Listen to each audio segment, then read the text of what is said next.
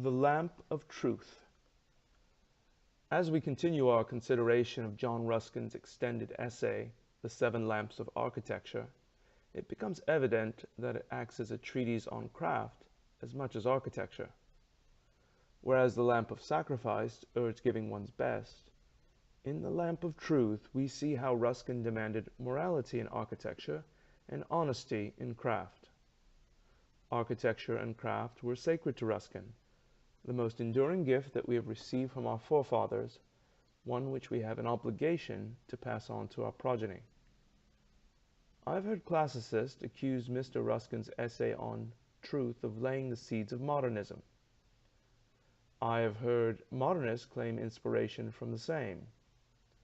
However, whereas early modernists such as Adolf Loos viewed all ornamentation as a deceit, and craft as criminal and degenerate for an evolved man of the 20th century, Ruskin only criticized craft and ornament that was poorly conceived, or intended to deceive. A fierce defender of art and craft's intrinsic role in uplifting the human spirit, Ruskin's perspective on truth in architecture could not be more diametrically opposed to the modernist movement to come. Deceit.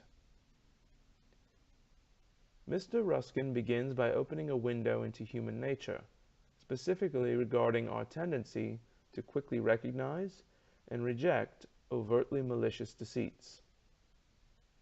We are too much in the habit of looking at falsehood in its darkest associations. That indignation which we profess to feel at deceit absolute is indeed only at deceit malicious. We resent calumny, hypocrisy, and treachery because they harm us, not because they are untrue.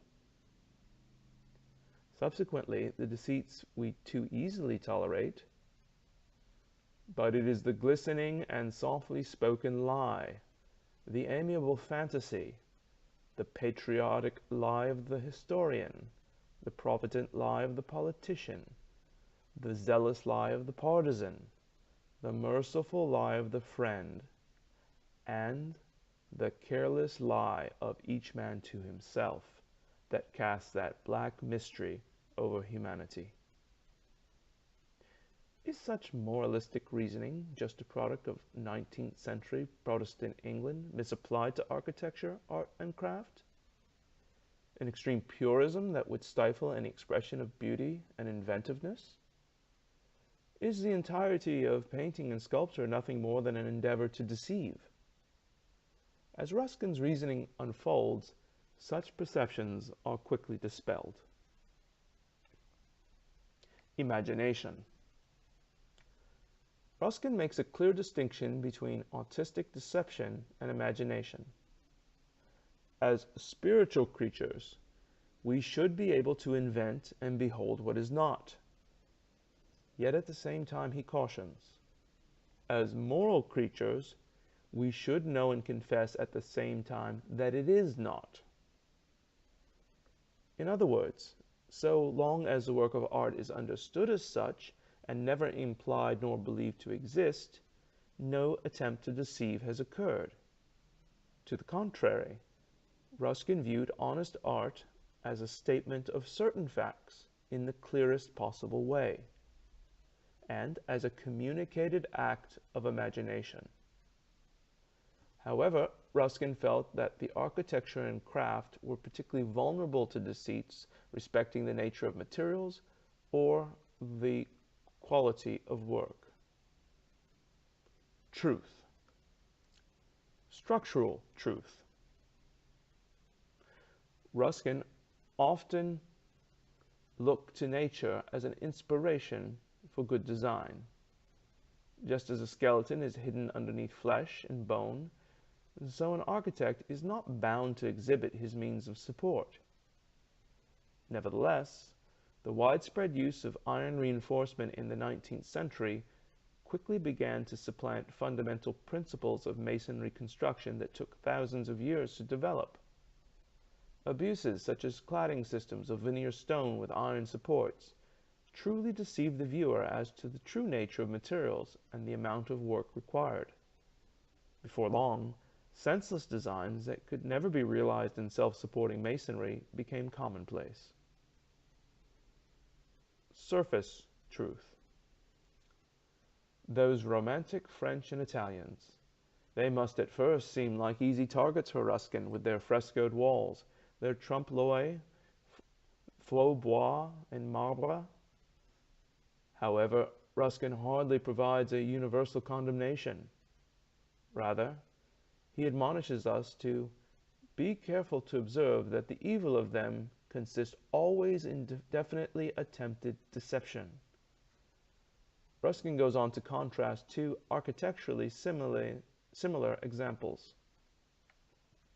First, the ceiling of Milan Cathedral. The vaults are covered with what from the ground appear to be stone fan traceries.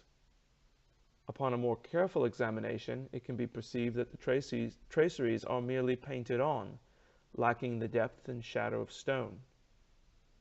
This, Ruskin felt, destroys much of the dignity of an otherwise beautiful building. You find yourself wondering, what else here is fake? Next, Ruskin praises the ceiling of the Sistine Chapel. But why the change? Is not the ceiling full of architectural ornament in grisaille mingled with the figures of its frescoes? Yet, there is no deception. There is never even a moment when one would question if it is really God Almighty touching the hand of a material atom. And if the figures are painted, then it follows the architectural elements must be as well. Ruskin rightly observes that so great a painter as Michelangelo would never paint badly, or perfectly, enough to deceive. Ornamental truth. This last one particularly resonates with me, living in an age where computer-guided machines pump out lifeless ornament. Ruskin said it best over 150 years ago. It is not the material, but the absence of the human labor which makes the thing worthless. And a piece of terracotta or a plaster of Paris, which has been wrought by the human hand, is worth all the stone in Carrara cut by machinery. Nobody wants ornaments in this world, but everybody wants integrity.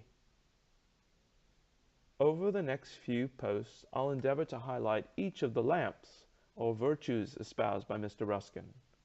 Next to consider, the lamp of power.